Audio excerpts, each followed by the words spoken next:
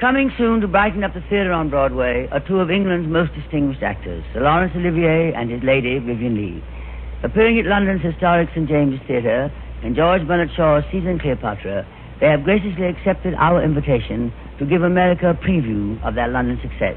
Here, then, are Laurence Olivier and Vivien Leigh on the big show in a scene from Shaw's sparkling satire, Caesar and Cleopatra.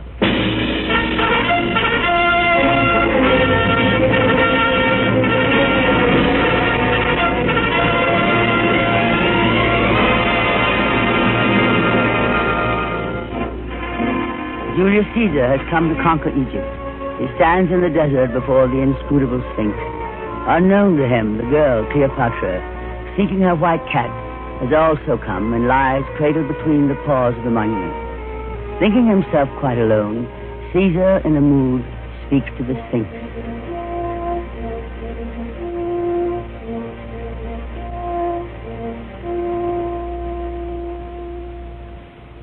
Hail, Sphinx!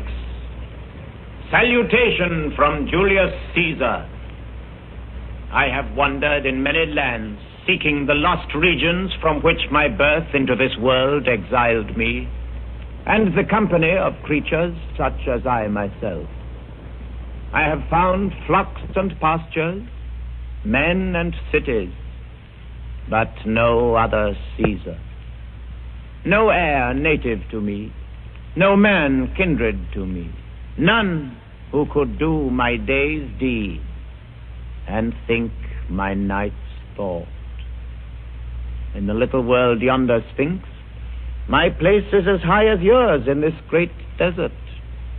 Only I wander and you sit still. I conquer and you endure. I work and wonder.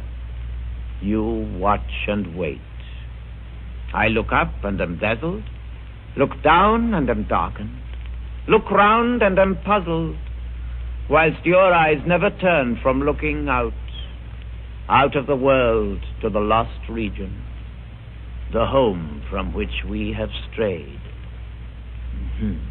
Sphinx, you and I, strangers to the race of men, are no strangers to one another. Have I not been conscious of you and of this place since I was born? Rome is a madman's dream. This is my reality.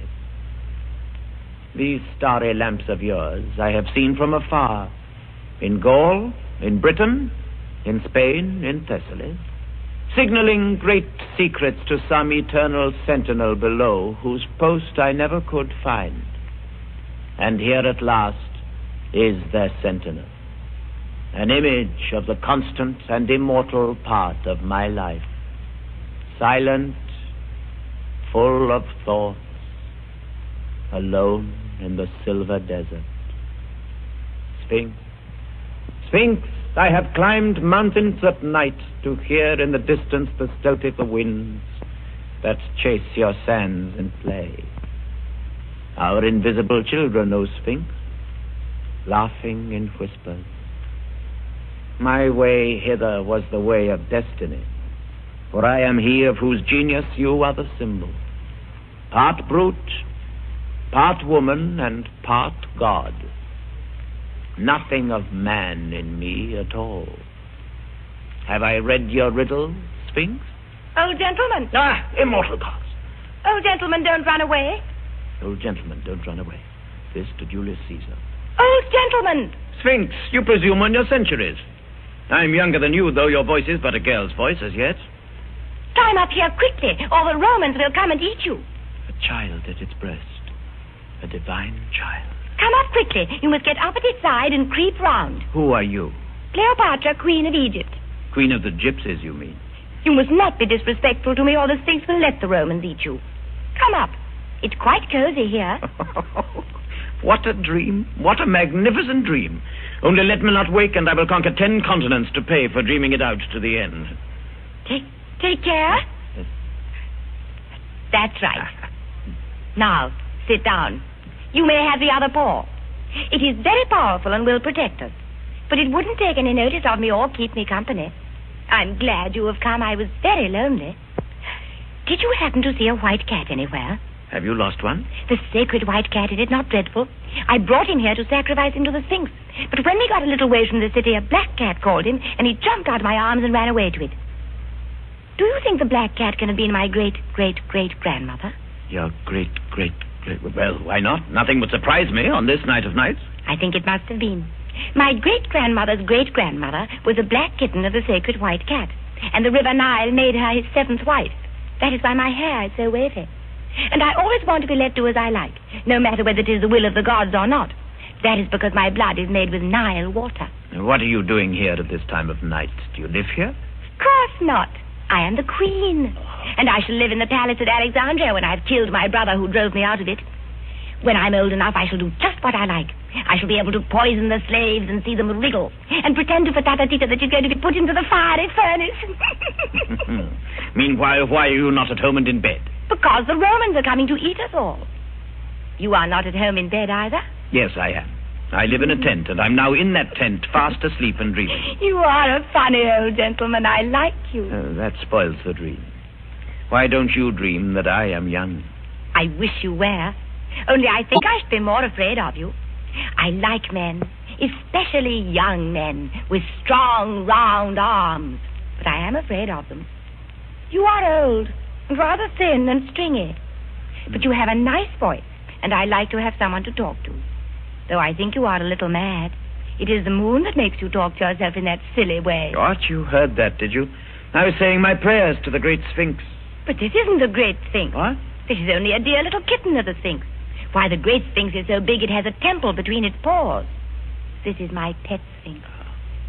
Tell me, do you think the Romans have any sorcerers who could take us away from the Sphinx by magic? Why, are you afraid of the Romans? They would eat us if they caught us. They are barbarians. Their chief is called Julius Caesar.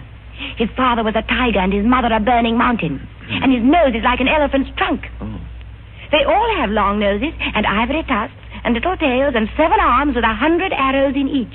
And they live on human flesh. Would you like me to show you a real Roman? No, you're frightening me. No matter. This is only a dream. It is not a dream. Yes. It is not a dream. See. Stop. How dare you? You said you were dreaming. I only wanted to show you. Come. Don't cry. The queen mustn't cry. Am I awake? Yes. No, impossible. Madness. Back to camp. No, you shan't leave me. No, don't go. I'm afraid of the Romans. Cleopatra, can you see my face well? Yes. It is so white in the moonlight. Are you sure that it is the moonlight that makes me look whiter than an Egyptian? You notice I have a rather long nose. It is a Roman nose, Cleopatra. Bite him in 2 things. Bite him in 2. I meant to sacrifice the white cat. I did indeed. Bite him in 2 things. Bite him in 2. Shall I teach you a way to prevent Caesar from eating you? Oh, do. I will steal Fatatatita's jewels and give them to you. I will make the river Nile water your lands twice a year. Peace, my child. Your gods are afraid of the Romans. See, your Sphinx dare not bite me, nor prevent me carrying you off to Julius Caesar. You won't. You said you wouldn't. Caesar never eats women. What? But he eats girls and cats. Now, you're a silly little girl, and you're descended from the black kitten. You're both a girl and a cat. And will he eat me? Yes. Unless you make him believe that you are a woman. Then you must get a sorcerer to make a woman of me. Are you a sorcerer? Perhaps, but it will take a long time. And this very night you must stand face to face with Caesar in the palace of your fathers. No, I daren't. Whatever dread may be in your soul, however terrible Caesar may be to you, you must confront him as a brave woman and a great queen. And you must feel no fear. If your hand shakes, if your voice quavers, then night and death. But if he thinks you worthy to rule, he will set you on the throne by his side and make you the real ruler of Egypt. No, he will find me out. He is easily deceived by women. Their eyes dazzle him, but he sees them not as they are, but as he wishes them to appear to him. Then we will cheat him. I will put on Fatatatita's headdress, and he will think me quite an old woman. If you do that, he will eat you at one mouthful. But I will give him a cake with my magic opal and 7 hairs of the white cat baked in. Ah, you're a little fool. He will eat your cake and you too. Oh, please, I will do whatever you tell me. I will be good. I will be your slave. Hark. What was that? Caesar's voice. Let us run away. Come. You're safe with me until you stand on your throne to receive Caesar. Now lead me thither. I will. Come. The gods are angry. Do you feel the earth shaking? It is the tread of Caesar's legions. This way, quickly. And let us look for the white cat as we go. It is he that has turned you into a Roman. Incorrigible. Oh, incorrigible. Away.